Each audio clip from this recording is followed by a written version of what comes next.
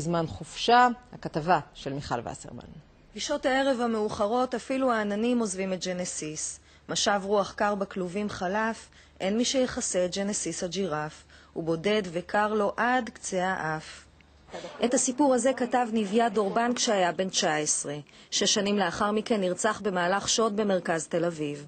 הוריו פועלים מאז להנציח את זכרו בכל דרך אפשרית, ועכשיו יוצא לאור ספר הילדים ג'נסיס רוצה הביתה, שנביה לא זכה לראות. הנקודה המרכזית היא שנביה רצה מאוד לכתוב ספרים.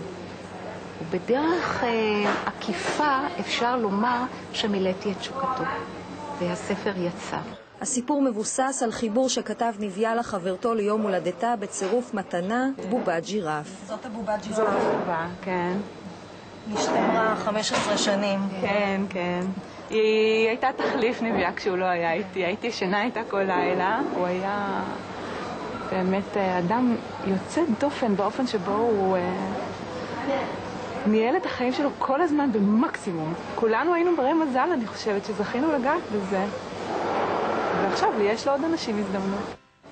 זה היה הליך ארוך מאוד, כמעט כמו לידה, בין 1.5 שנה. לעריכה של ספר יש חשיבות עצומה. אבל אנחנו עמדנו מנגד כשהסופר איננו, ועמדנו למשמר, והשתדלנו להשאיר את רוח הרעננות של נביה, את התמימות הזו שבספר. נביה היה עתודאי מחונן בפקולטה לאווירונאוטיקה וחלל בטכניון. קצין מצטיין בחיל האוויר, הוא יזם בשעתו את תחרות הטכנורוש, ואף הספיק לכתוב מחזה. ספר הילדים הביא את סיפורו של ג'נסיס, הג'ירף שחולם לפרוס כנפיים ולעזוב את גן החיות העירוני.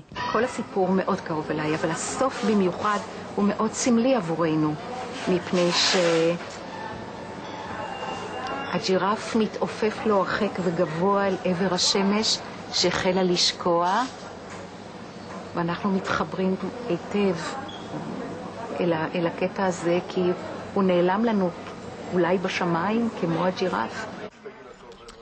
קדישמן וקרוון הלכו לים, וזו לא בדיחה. בימים אלו הקימו היוצרים עם כמה מחבריהם מושבת אומנים בחוף הריביירה